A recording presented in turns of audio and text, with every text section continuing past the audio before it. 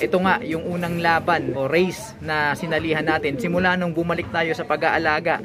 At hindi mo naman ako binigo, Angel. Meron agad resulta. Sa lahat ng nilipad natin, ikaw lang natira hanggang dulo. Yo, what's up mga kalapatid? Sa magandang araw sa inyong lahat. Welcome back dito sa ating channel, Chocoball of TV. And for today's video, samahan ninyo ako sapagkat sa episode na ito, araw ng linggo, abangan na naman tayo mga kalapatids.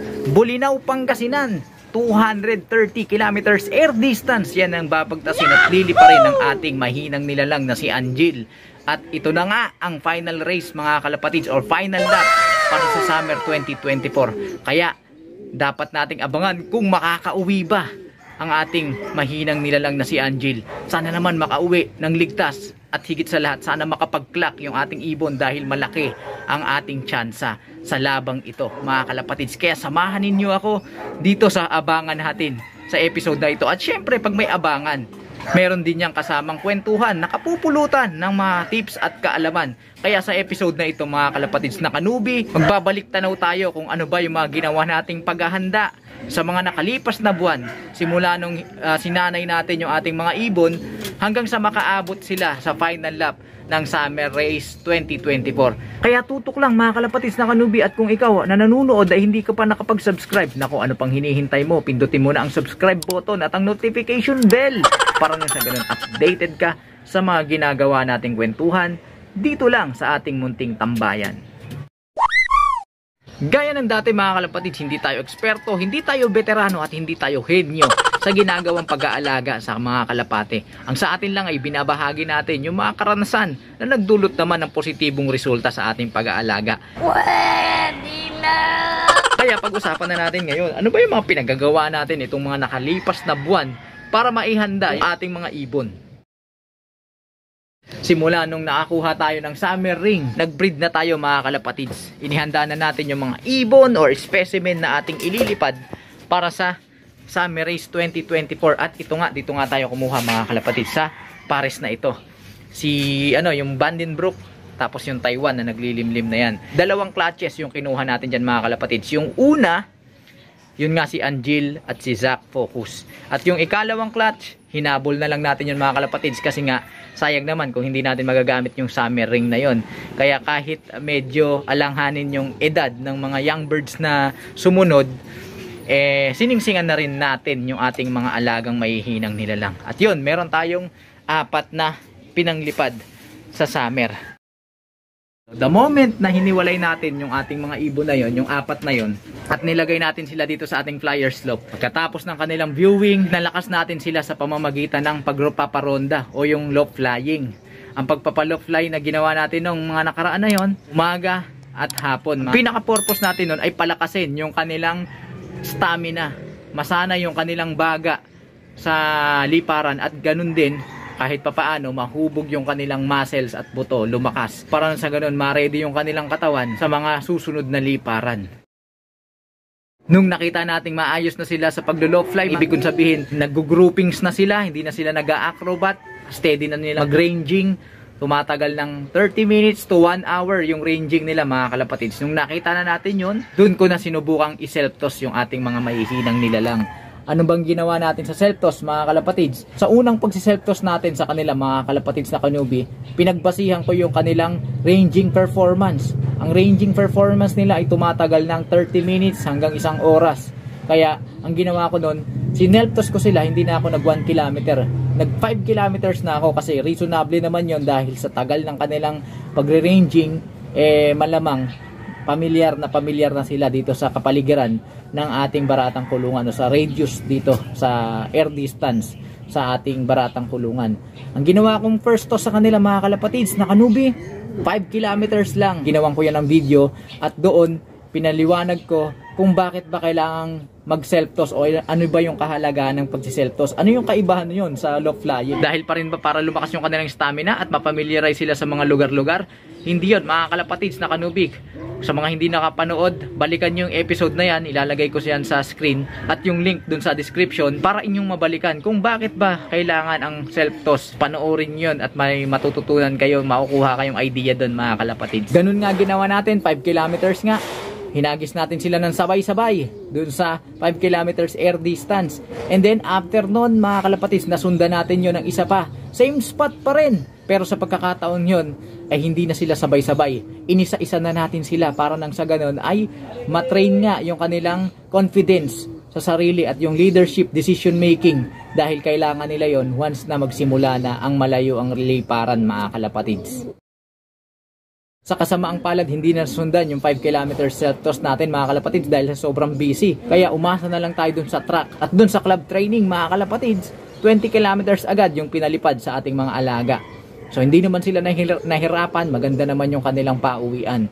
Sumunod na liparan, 40 kilometers mga kalapatids. Ganun din, okay pa rin yung uwian nila. Sumunod, 60 kilometers mga kalapatids, yun. Okay pa rin yung pauwian ng ating 4 na ibon, kumpleto pa rin sila. Pagdating ng 85 kilometers mga kalapatids, dun na nagkanda loko-loko. Yung dalawang young birds na huling clutch ay hindi na nakauwi. Siguro masyado pang bata yung ating mga ibon na yun kasi nga hinabol na lang natin yung pag-breed sa kanila para lang magamit natin yung singsing.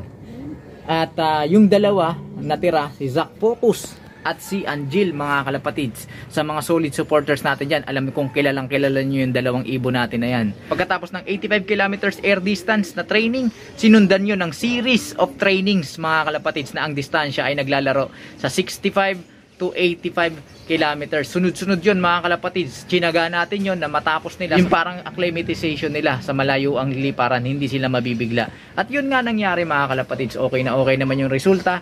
Pag nakikita nating lumilipad ng 100 kilometers yung dalawang ibon natin na natira, eh hindi talaga sila nahihirapan at napakadaling i-recover kasi nga talagang nahubog na yung kanilang pangangatawan sa ganung klaseng liparan. Fast forward tayo mga kalapatids, 200 kilometers air distance, Alaminos, Pangasinan.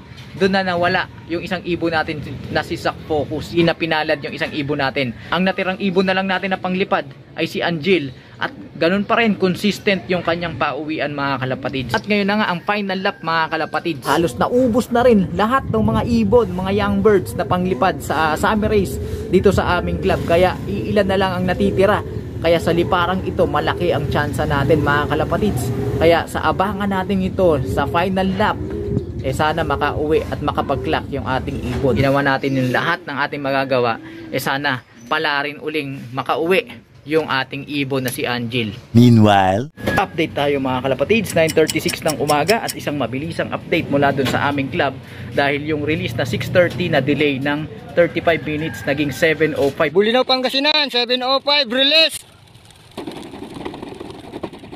Expected na natin yan dahil nga medyo malayo-layo yung biyahe. Mahigit 2 oras na ang nakakalipas simula nung pinakawalan yung ating mga alaga dun sa release area. At hanggang ngayon wala pa yung ating ibon. Antay-antay lang tayo mga kalapatids. Base sa bilis ng ating ibon na si Angel, eh ang magiging seryosong abangan natin ay mula alas 10 ng umaga hanggang alas 12 mga kalapatids. So abang-abang tayo. a few moments later. Update tayo mga kalapatids, 10:26 ng umaga at hanggang ngayon nga wala pa rin yung ating alagang si Angel. Ang nililipad nga nila ngayon sa kasalukuyan ay below 1,200 speed at mamaya-maya pagpatak ng 10:30 eh lumilipad na sila ng 1,100 speed mga kalapatid. So sana makauwi yung ating ibon na si Angel at makapag-clock tayo above 700 speed. Sana mga kalapatids, sana makauwi yung ibon natin. So abang-abang pa tayo, walang hihinga mga kalapatids. 75 years later. Update tayo mga kalapatids, 11:15 at hanggang ngayon nga wala pa rin yung ating ibon na si Angel. Kapag nag 11:16 na mga kalapatids, ang speed na lang ng ating mga ibon ay below 900. Sana makauwi na yung ating ibon. Ang cut-off nga pala mga kalapatids ay 12:27. Naku, mahigit 1 oras na lang yung ating nalalabing paghihintay. Sana makauwi na yung ating ibon mga kalapatids. Abang-abang pa tayo. Ang init na mga kalapatids, tignan nyo. Grabe na init. At medyo kinakabahan tayo pagka ganyang mainit. Baka maulit yung nakaraan na mag-see you tomorrow yung ating ibon. Sana makauwi siya ng mas maaga ngayon at makapag-clock lang. Pasok sa 700 speed mga kalapatids. Antabay pa tayo. Alright, time check tayo mga kalapatids. Mag-aalas 12 na, 5 minuto na lang. 11:55 ng umaga. At hanggang ngayon nga wala pa rin yung ating alaga na si Angel. Nako, nawawala na tayo ng pag-asa mga kalapatids dahil 30 minutes na lang cut off na. Laglag na sa 700 speed limit yung ating alaga. Sana makauwi na siya at makapag-clock. Ay nako, sayang naman yung pagkakataon. Dumulo na tayo sa ating summer race. Tapos, ito yun na yung pagkakataon. Kaya lang, wala talaga tayong magagawa. Kung makakat off mga kalapatids, makakat off talaga. Hanggang doon na lang yung ating magagawa. Dahil nga, ginawa naman natin yung sa palagay nating makakatulong at yung mga bagay na adjustment, ganun talaga. Napakainit mga kalapatids Samantala, may nakapag-clock na doon sa aming club. 2 ibon mga kalapatids, old birds nga lang. Sa young birds hindi ko alam kung may nakapag-clock na. So doon tayo sa young birds category. Kaya lang hanggang ngayon hindi pa rin nagpaparamdam yung ating ibon na si Angel. Angel, sana umuwi ka na. Kung nasan ka man ngayon, bilisan mo. Meron ka na lang 30 minutes para umuwi dito sa ating baratang kulungan. 1 eternity later. Update tayo mga kalapatids. Hinabot ng tayo ng hapon mga kalapatids. Time check tayo.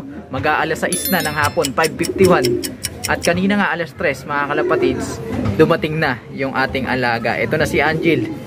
Yan, Angel, makakapagpahinga ka na. Tapos na ang karera. Ganun talaga. Naka-cut off ka. Pero okay lang yan. Kasi ginawa mo naman lahat ng magagawa mo sa laban. Ganun din ako. Ginawa ko yung sa palagay kong makakatulong sa'yo. Pero ganun talaga. Napakainit talaga. At ilan lang yung nag-clock. Napakagagaling ng ibon nila. May nananalo, may natatalo. Pero hindi naman tayo totally talo. Kahit papaano, meron tayong pwesto. Sayang nga lamang na yung ating pagiging contender sa pagiging first overall champion napurnada pa. Pero okay lang yan. At least may pwesto ka pa rin. At ito nga, yung unang laban o race na sinalihan natin. Simula nung bumalik tayo sa pag-aalaga at hindi mo naman ako binigo, Angel, meron agad resulta. Ayan, sa lahat ng nilipad natin, ikaw lang natira hanggang dulo. Kaya lang, nagbutas ka. Pero okay lang yan. At i-recover kita. Huwag kang mag-alala. Hindi ko alam kung ililipad kita sa NDR na paparating. Pero sa ngayon, magpahinga ka muna. Bumawi ka ng lakas. Hayaan mo, bibigyan kita ng magandang programa para sa mga susunod mong liparan. Siguradong kakasaka uli. So yun mga kalapatids, maraming salamat sa inyong pakikiabang. At buong maghapon nga yung nangyaring abangan. Kaya lamang, eto, na-cut off tayo. At yung ating pagiging contender sa ating pagiging first overall sana ay wala. Kaya tayo ngayon, kahit pa paano ay may nakuha. 6th overall tayo mga kalapatids sa racing ng Summer 2024 sa mga young birds. Alright, so kahit pa paano hindi tayo nabokya. Yan yung naging resulta ng ating pagtrabaho at pagsusumikap sa ginawa nating pag-aalaga. Kaya tuloy lang mga kalapatids na tumutok dito sa ating munting tambayan. Tuloy-tuloy natin yung mga pamamaraan na pwede nating i-improve para sa susunod na liparan. Patuloy lang tayo na de-develop. So yun mga kalapatids, salamat sa inyong pakikiabang at pagtutok, pagtsatsaga na pagsama sa akin habang inaabangan ko yung ating munting alaga. At sana ay patuloy pa kayong sumuporta sa mga susunod na liparan at sa mga susunod nating kwentuhan dito lang sa ating munting tambayan. Kaya kung ikaw na nanonood hindi ka pa nakapag-subscribe, mag-subscribe ka na, i-hit mo na ang notification bell para nang sa ganun updated ka sa ginagawa nating kwentuhan. Paki-like, comment, share na rin ang video kung yung nagustuhan at pakisuportahan ang ating Facebook page para sa tuloy-tuloy na kwentuhan, nakapupulutan ng mga kaalaman. Paano mga kalapatids? Sa susunod na racing, babawi tayo. Hanggang sa susunod na pagkikita mga kalapatids. Paalam! Good job Angel. Good work. Kahit pa paano nakauwi ka.